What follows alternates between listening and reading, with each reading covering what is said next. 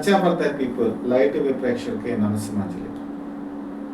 War 2 cinema ఒక పక్కన చూసుకుంటే కూలీ సినిమా, ఈ రెండు సినిమాలు కూడా ఆగస్టు 14 రిలీజ్ అయ్యి ఇప్పటికీ 4వ రోజు వచ్చేటప్పటికి అన్నీ కూడా వీకెండ్ కాబట్టి ఈ 4 రోజులు ప్రేక్షకులు చూశారు. సినిమా థియేటర్స్ అన్నీ కూడా మరి మిగతా సినిమాలు పెద్దగా లేకపోవడంతో దీని మీదే కాన్సన్ట్రేషన్ చేశారు.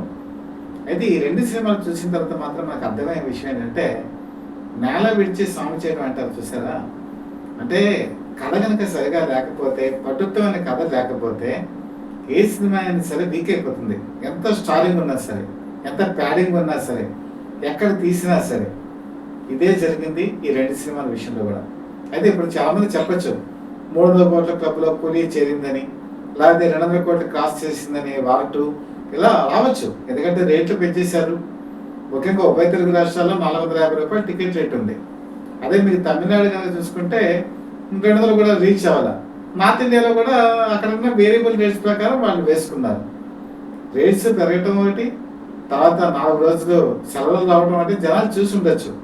కానీ ఇక్కడి నుంచి మనం నేర్చుకోవాల్సిన విషయం ఏంటంటే, ఎంత పెద్ద హీరోని పెట్టుకున్నా, ఎంత బలమైన కథానాయకుడు పెట్టుకున్నా, సినిమాలో కథ లేనప్పుడు ఆ సినిమా సూపర్ డూపర్ హిట్ అవ్వదు.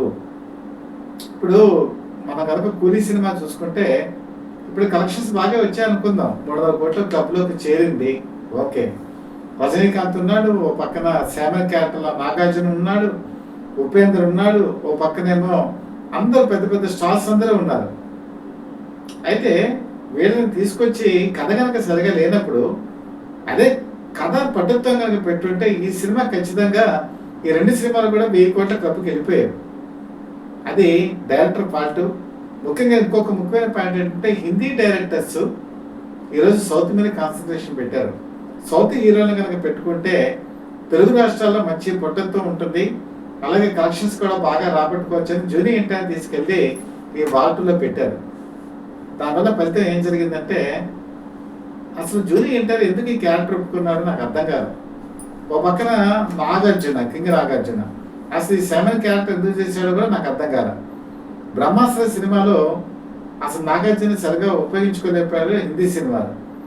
హిందీ సినిమా డైరెక్టర్స్కి ఈ రోజు మనం చూసుకుంటే సౌత్ ఇండియా వాళ్ళంటే చులకన భావం ఇప్పటికీ ఉంది, అలాగే వాళ్ళని సరిగా హ్యాండిల్ చేయలేని తత్వం కూడా ఉంది. ఆదిపురుష్ సినిమా తీసుకోండి, మీరు ప్రభాస్ని ఏ విధంగా హ్యాండిల్ చేశారు, అసలు రామాయణాన్ని ఎలా హ్యాండిల్ చేశారు, అసలు రామాయణాన్ని యాజ్ ఇట్ ఈస్గా వాళ్ళు తీయగలిగారా అంటే తీయలేకపోయారు, అపహాస్యం పాలయ్యారు. అంటే ఇక్కడ కథలు బాగున్నాయి. సౌత్ ఇండియాలో మంచి స్ట్రాంగ్ బేసినటువంటి కథలు ఒకప్పుడు వచ్చాయి, కానీ ఈరోజు నార్త్ ఇండియాలో కథల కొరత బాగా ఉంది. ఈవెన్ కూలీ సినిమా కూడా చూసుకుంటే మామూలుగా రిపీటెడ్గా ఉండే సీన్స్ తీయటం, రిపీటెడ్గా ఉండే భాష లాంటి కథను ఎంచుకోవటం, దీనివల్ల మొనోటనీ అని చెప్పేసి వచ్చేసింది. అంటే ఇప్పుడు తెలుగులోను, తమిళంలోను, హిందీలో కూడా సరైన కథ అనేది లేదు. అలాగే కథా విధానం, స్క్రీన్ ప్లే కూడా సరిగా లేదు. అంటే రేట్లు పెంచుకొని హాలిడేస్లో కలెక్షన్స్ వచ్చేసి అది వాళ్ళ స్టామినా అని చెప్పి గర్వపడితే మాత్రం రాబోయే కాలంలో సినిమా పరిశ్రమ చాలా దెబ్బతింటుంది. ఎప్పటికైనా సరే సౌత్ ఇండియన్ హీరోస్ హిందీలోకి వెళ్ళేటప్పుడు వెనక ముందు ఆలోచించుకోవాలి. గ్రాండియర్గా ఉంది కదా అని చెప్పేసి ఇప్పుడు ఇటలీలోను, స్పెయిన్లోను, అబుదాబి ఇలాంటి వాటిల్లో కొన్ని సీన్స్ తీశారు మన వార్ 2 సినిమాలో. అవి రిచ్గా ఉంది, అలాగే స్క్రీన్ మీద చూడటానికి బాగుంది. నేల మీద ఫైట్స్ ఉన్నాయి, గాలిలో ఫైట్స్ ఉన్నాయి, ట్రైన్లో ఫైట్స్ ఉన్నాయి, సముద్రం మీద ఫైట్స్ ఉన్నాయి. అంటే అన్ని రంగాల్లో వాళ్ళు ఫైట్స్ బాగా తీశారు. కానీ కథ అయినప్పుడు ఏమవుతుంది, సరైన కథ పట్టుత్వం లేకపోతే ఏం చేసినా కూడా ప్రేక్షకులు హర్షించరు, దాన్ని గుర్తించరు, అది ప్రజల మనసులో నిలబడదు.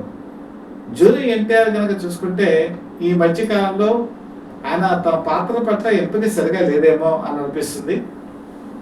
అలాగే మన ప్రీ ఈవెంట్ రిలీజ్ ఈ ఫంక్షన్లో కనుక చూసుకుంటే ఆయన కొంచెం అసహనంగా కనిపించింది. ఏమైనా కనిపించిందంటే చాలామంది మీద విసుకోవటం, అభిమానుల మీద కోపం, అలాగే నిరాశ, నిస్పృహ స్పష్టంగా గోచరించాయి. నాకు అప్పుడు అర్థం కదా ఎందుకు జూనియర్ ఎన్టీఆర్ ఇలాగ ప్రవర్తించాలని. కానీ వార్ 2 సినిమా వచ్చిన తర్వాత నాకు అర్థమైంది ఏంటంటే, ఆ వార్ 2 సినిమా ఆ యాక్షన్ చేసినప్పుడే జూనియర్ ఎన్టీఆర్కి అర్థమైపోయింది ఆ సినిమా తనకి పెద్ద ఉపయోగపడేటువంటి సినిమా కాదని. ఇద్దరు కూడా కాళ్ళు ఎగరేసారు. ఎగరేసినందుకు ఫలితం ఏమైంది? ఏమి ఆశించేది ప్రయోజనం లేకపోయింది. జూనియర్ ఎన్టీఆర్ ఎందుకు ఈ సినిమాలో చేశాడని చెప్పి అనుకోవాల్సిన పరిస్థితి వచ్చింది. ఇప్పటికైనా సరే జూనియర్ ఎన్టీఆర్ తన కెరీర్ ఇప్పటి వరకు 25 సంవత్సరాలలో చాలా మంచి పాత్రలు చేశాడు. ఆయన సెలక్షన్ కూడా బాగుండేది. కానీ ఇప్పుడు త్రిబుల్ ఆర్ నుంచి కనుక చూసుకుంటే త్రిబుల్ ఆర్లోనే అభిమానులు బాధపడ్డారు. ఆయన సెకండ్ హీరోగా చేశాడని, ఆ పాత్ర కూడా పెద్ద గొప్పగా లేదని, లేకపోతే నాటు నాటు సాంగ్ చాలా బాగా ఉందని ఇలాంటివి వచ్చాయి. కానీ అప్పుడు సరే ఆ పాత్ర ఒకటి అటు ఇటు అవుతుంది అని చెప్పి అనుకున్నాం. దేవర సినిమా రిలీజ్ అయినప్పుడు మిక్స్డ్ టాక్ వచ్చింది. ఆ సినిమా కూడా ఇంకా అభిమానులు నెత్తి మీద మోసుకొని వాళ్ళు ముందుకు తీసుకెళ్ళాలి, లేకపోతే ఆకర్షణ కూడా వచ్చేది కాదు. కానీ ఈ సినిమాతో జూనియర్ ఎన్టీఆర్లో స్పష్టంగా కనిపించింది ఏంటంటే, మీరు హృతిక్ రోషన్ని జూనియర్ ఎన్టీఆర్ని కనుక కంపేర్ చేసుకుంటే Hrithik Roshan body structure first నుంచి చివరి వరకు ఒకే రకంగా మెయింటైన్ చేశాడు.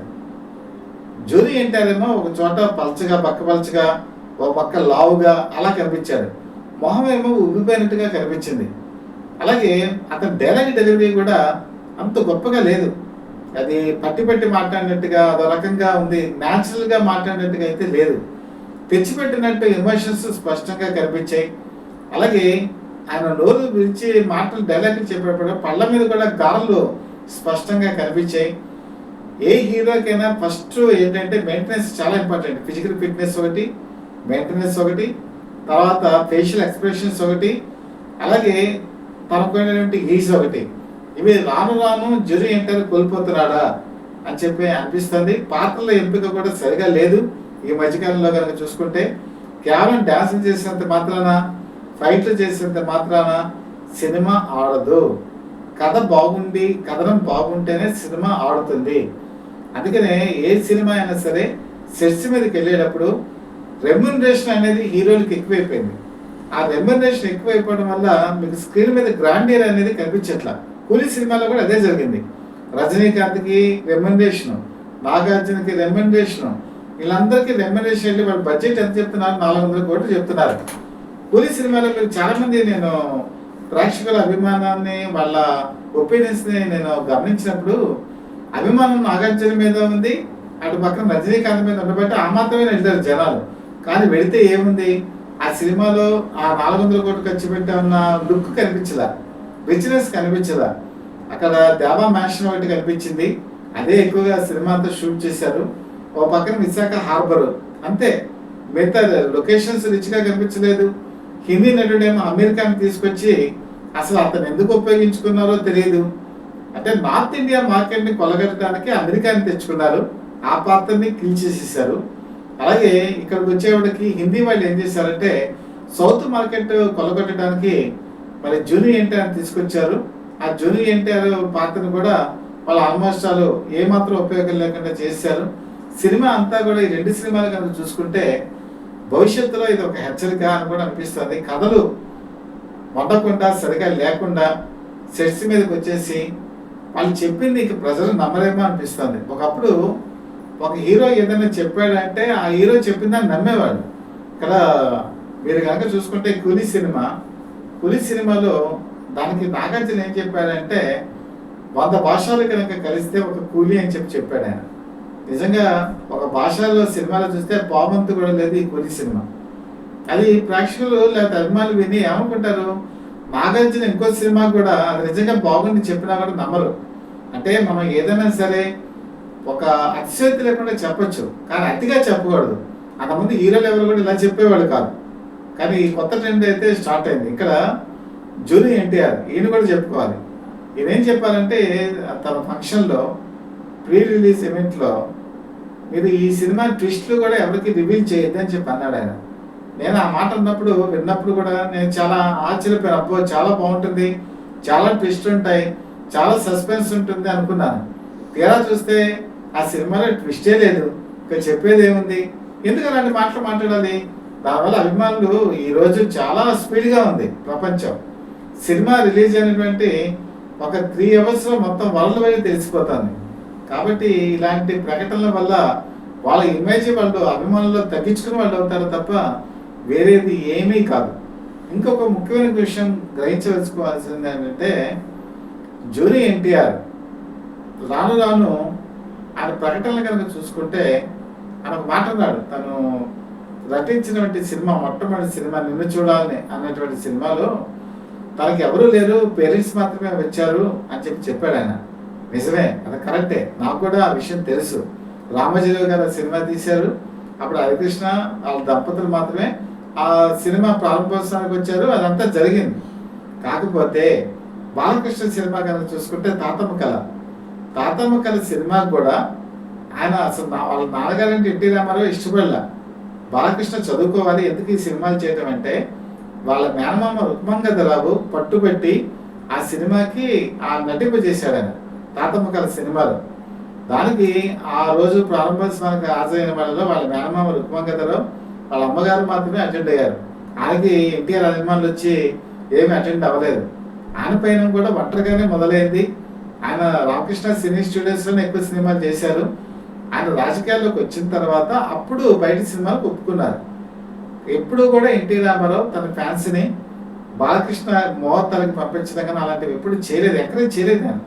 అలాగే హరికృష్ణ విషయంలో కూడా హరికృష్ణని కూడా ఆయన ఎంకరేజ్ చేయలే. అతను చదువుకోవాలనుకున్నారు. అయితే వాళ్ళ తాతగారైనటువంటి లక్ష్మణ్ చౌదరి గారు ఎక్కువగా పట్టుబట్టి రామ్ రహీం సినిమాలో కూడా నటింపజేశారు. రామ్ రహీం సినిమా కూడా ఎవరు ఎన్టీఆర్ అభిమానులు కూడా రాలా. వాళ్ళ కుటుంబ సభ్యులు మాత్రమే అటెండ్ అయ్యారు. ఏ వ్యక్తి పైనమైనా సరే ఒక్కరితోనే స్టార్ట్ అవుతుంది.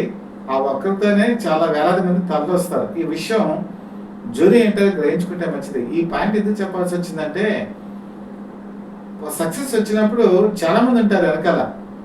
అలాగే ఒక ఫెయిల్యూర్ వచ్చినప్పుడు ఎవరు ఉండరు. ప్రతి ఫ్రైడే కూడా మన స్టార్ హీరోస్ తలరాతని మారుస్తుంటుంది. ఈ రోజు ఫ్రైడే ఒక సూపర్ స్టార్ అవతరించవచ్చు, మరొక ఫ్రైడేకి ఆ సూపర్ స్టార్కి ఫ్లాపులు రావచ్చు, మరొక ఫ్రైడే వచ్చేప్పటికి ఆ హీరోలు కనుమరుగేటువంటి ప్రమాదం కూడా ఉంది. మన సినిమా ఇండస్ట్రీలో చాలా చోట్ల ఇదే జరిగింది. హన్నాథ్ లాంటి వాళ్ళు, కాంతారావు గారు లాంటి వాళ్ళు, ఎంతోమంది మహానుభావులు ఈ ఫ్రైడే సినిమా రిలీజ్ అయిన తర్వాతే వాళ్ళ సినిమాలు బాగోలేక వెనకబడినటువంటి సందర్భాలు కూడా ఉన్నాయి. ఒక ఇమేజ్ని బిల్డప్ చేసుకొని ఆ ఇమేజ్కి తగ్గట్టుగా కనుక సినిమాలు కనుక నటించకపోతే అది కెరీర్ మీద తప్పకుండా ప్రభావం చూపిస్తుంది. ఈరోజు వాళ్ళు మనసుకి సర్దుబాటు చేసుకోవచ్చు. మా సినిమా 200 కోట్లు ఆడింది, 300 కోట్లు ఆడింది, మాకు విజయం వచ్చిందని.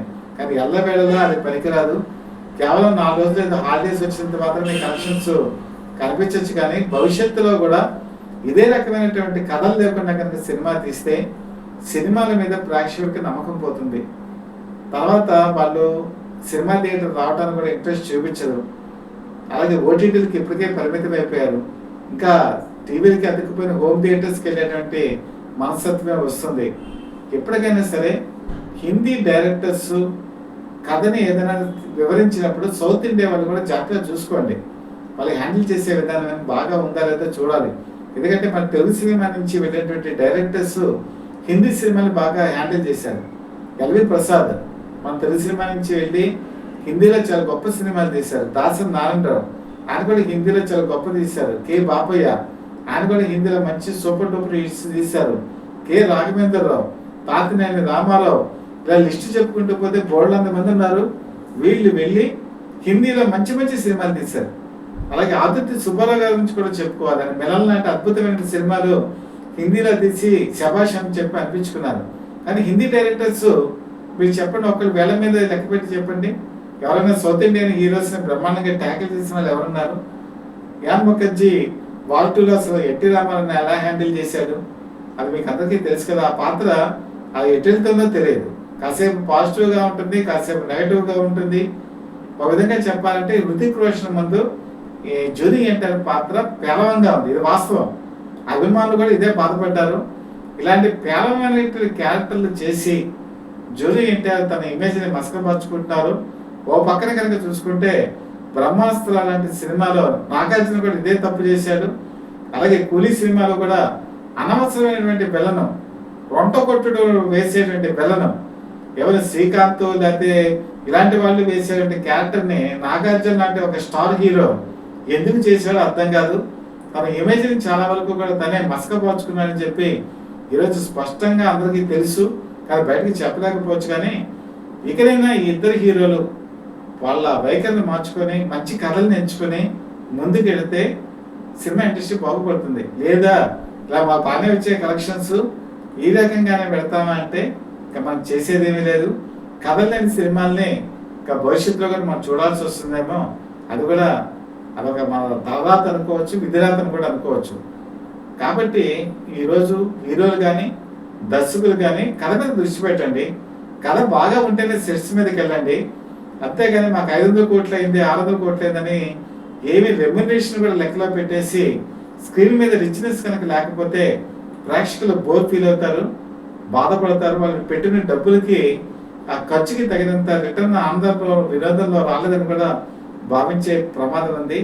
తస్మాత్ జాగ్రత్త అని చెప్పేసి ఎవరికి వాళ్ళు జాగ్రత్త పడాల్సిన అవసరం కూడా ఉంది. జాగ్రత్తగా సినిమాలు తీయవలసిన అవసరం ఇంకా ఉంది.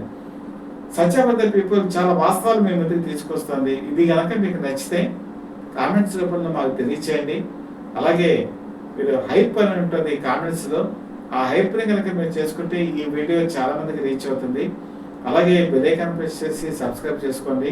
మీ సపోర్ట్ ఎప్పుడూ మాకు ఉండాలని చెప్పి మనస్ఫూర్తిగా కోరుకుంటూ మీ మిత్రుడు శ్రేయోభిలాషి సత్యాబద్ధ people live TV chief editor BVSS Krishnaprasad.